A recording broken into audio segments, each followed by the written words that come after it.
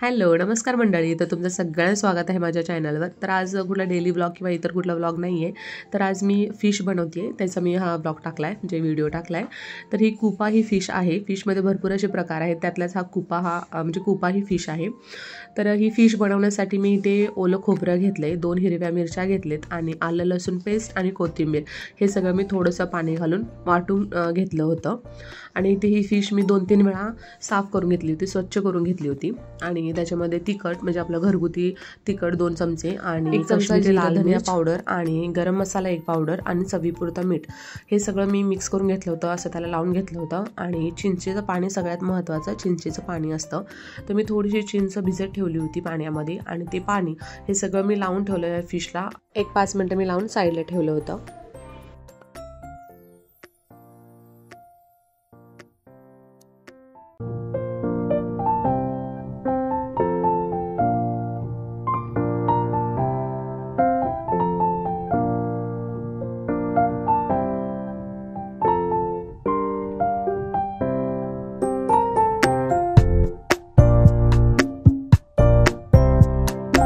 इथे एका कढईमध्ये तेल थोडंसं घेतले, गरम करायला ठेवले. तेल गरम झाल्यानंतर हे सगळे खडे मसाले घालून घ्यायचे आहेत. खडे मसाल्यामध्ये तुम्हाला जे हवे घरात कुठले अवेलेबल असतील ते घेतले तरी चालेल, असं काही तेच पाहिजे असं नाही आहेत.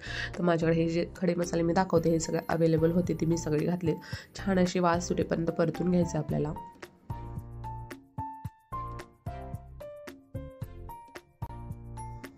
हे खडे मसाले छान परतून झाल्यानंतर मी एक कांदा घेतला चिरून बारीक. तो कांदा इथे छान परतून घ्यायचा आहे. त्याच्यात 2 चमचे आलं लसणाची पेस्ट घालायची आहे, ते पण व्यवस्थित परतून घ्यायचं आहे.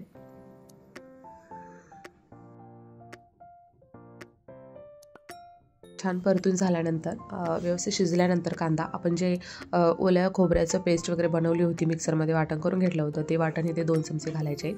तुमची ज्या प्रमाणात फिश आहे तेवढं तुम्ही हे वाटण घेऊ शकताय. तर इथे 2 चमचे वाटण घातले आणि काश्मीरी लाल मिरची पावडर टाकली मी इथे आणि हे सगळं छान मिक्स करून घेतलं आहे. चवीनुसार म्हणजे तुम्हाला तिखट जास्त आवडत असेल तर तुम्ही जास्त प्रमाणात टाकू शकता. इथे मिरचीचा पण आपण वापर केला आहे, त्यामुळे मी तिखट कमी टाकलं आहे. तर इथे थोडंसं घरगुती लाल तिखट टाकून मी हे सगळं छान मिक्स करून घेतलं आहे. आणि ही फिश जी आहे जी आपण तिखट मीठ लावून ठेवली होती ती ह्याच्यामध्ये टाकायची आहे. तर ही फिश टाकून झाल्यानंतर हलवायचं नाही आहे, 2 मिनटं असंच वाफेवर ठेवून द्यायचं आहे. हे 2 मिनटानंतर वाफेचं पाणी तयार होतं आणि आपण गरम पाणी थोडंसं टाकायचं आहे याच्यात. हे सगळं फिरून घ्यायचं आणि गरम पाणी टाकून परत झाकून ठेवून द्यायचं. थंड पाण्याचा वापर करायचा नाही, चवीला थोडाफार फरक पडू शकतो, त्यामुळे गरम पाण्याचाच वापर करायचा आहे. इथे मस्त अशी तरी आलेली आहे. ते 1-5 मिनटे शिजून घेतलं आणि कोथिंबीर टाकून गॅस बंद केला. तर इथे छान असे रेडी आहे कुप्याचं कालवण. खूप छान लागतं. अशा पद्धतीने तुम्ही सुद्धा ट्राय करा.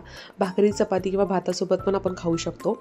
तर तुम्हाला ही रेसिपी कशी वाटली हे कमेंट करून नक्की सांगा. चॅनलवर नवीन असाल तर सबस्क्राईब करा, लाईक करा, शेअर करा. तर भेटू परत अशाच एका नवीन व्लॉग किंवा रेसिपीसोबत. तोपर्यंत बाय बाय.